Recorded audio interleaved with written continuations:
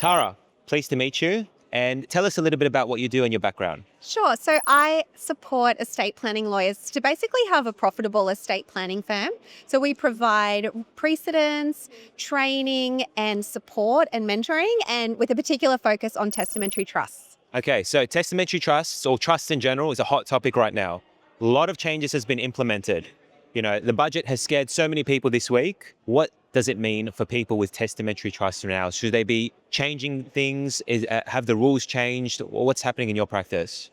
Look, it's really wild with the announcements from the budget, and they definitely have indicated there could be some radical tax changes for discretionary trusts, which potentially extend to new testamentary trusts. So there's a couple of things to factor in. Yeah, let's unpack it. Firstly, testamentary trusts already in existence. So where a will maker has already died, they've basically been given sacred cow status. They are protected. So they're saying they're not touching those. For new testamentary trusts, we have a little bit of uncertainty. So some of the major changes that they are proposing, and I should just say, it's just a proposal. Yeah. All we've got is one short paragraph. We don't really have any details. So there's a lot up in the air until we see the legislation, which is not meant to be in effect until 1 July 2028. Okay, Over 2 years away before this starts. We're just predicting here. Absolutely. Yeah. And, I wasn't around then, but about 20 years ago, I was alive when I was at high school. Not so much interested in trusts back then. But, we've been here before with the Ralph Review and trying to change and corporatize the taxation of trusts. And when they got around to implementing it and legislating it, it was all too hard, and they just preserved the existing status quo. So wow, that's fascinating. So they actually tried to do this. Once they started to get into nitty-gritty rules, they were like, this is too hard, put it in the trash bin. And now we're here 20 years later. Yeah, it's a huge exercise. They are changing in combination with the capital gains tax changes, not to mention negative gearing. They are fundamentally proposing an overhaul to the tax system. So it's a huge amount of work, very ambitious. We'll see if they can do it. Yeah. I also think, especially with these trust tax changes extending to testamentary trusts, it's almost like a backdoor inheritance tax. Are they intentional with that, or is it something they've overlooked because they've promised not to bring in an inheritance tax? So I am curious to see, with proper industry lobbying and some education on this, what actually happens. Okay, so let's get into that a little bit deeper. You're saying there's going to be extra taxation consequences on testamentary trusts potentially.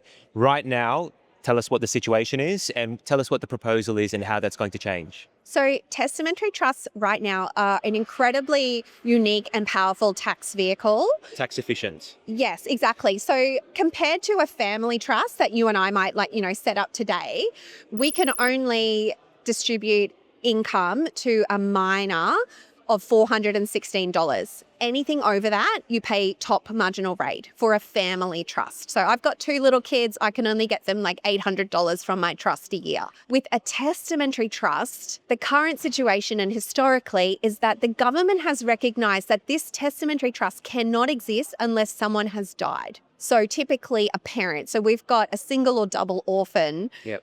Who is benefiting from this trust as a minor. And so the government recognizes that, and they allow you to basically just tax a child as if they were an adult. And what that equates to is about $22,000 of tax-free income for a minor each year, each minor.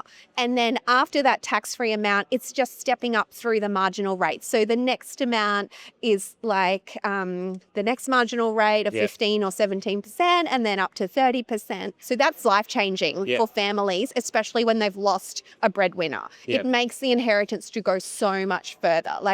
If my husband died and left a testamentary trust for me and my boys, I've got $40,000 of tax-free income from the investment income of the inheritance. Like say I get his life insurance and super, I invest and it earns an income. Of that income, that $40,000 I can use to pay their school fees, their living expenses, or the sporting fees, rather than my after-tax income, which is what I have to do now. So it just makes the inheritance go so much further. Yeah. Now, The proposal. so all trusts, including potentially testamentary trusts that are not in existence now, so all discretionary trusts Yeah. are going to be... Sorry, is discretionary trust, is that also a testamentary trust? Is that under the banner? Yeah, so anywhere where the entitlement of the beneficiaries is at the discretion of the trustees. So it doesn't include special disability trusts, Okay. fixed trusts, deceased estates still being administered, but it does include like family trusts and potentially testamentary discretionary trusts Yep. that are... Because it's up to the trustee as to Yes. how they're going to be Yeah, distributed. If exactly. it's set up in that way. And we'll talk about this if we've got time, but discretionary trusts offer so much asset protection. That's the main reason people use them in their estate plan. And it has to be a discretionary trust to offer the asset protection. If it's a fixed trust and there's certainty that a particular person will benefit, then it gives no asset protection.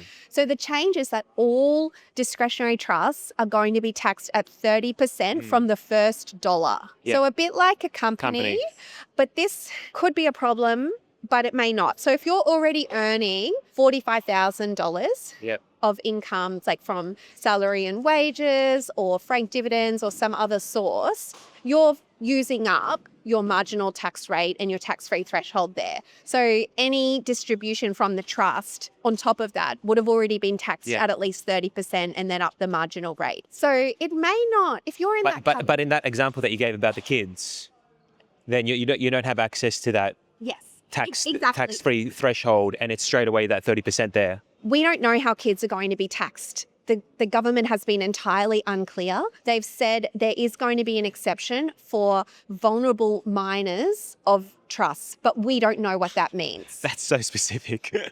So look, I think there's so many questions to be asked about these new things that are going to be rolled out. It's been great to have a chat with you, Tara. Thank you so much for your time. And yeah, I think we need to be informed about these updates, and all of the insights that you provided have been so valuable. Yeah, absolutely. I think at this point you shouldn't have to update your testamentary trust will, especially if you've got an optional testamentary trust in there. We're just waiting to see until we have more clarity and some draft legislation. Thank you.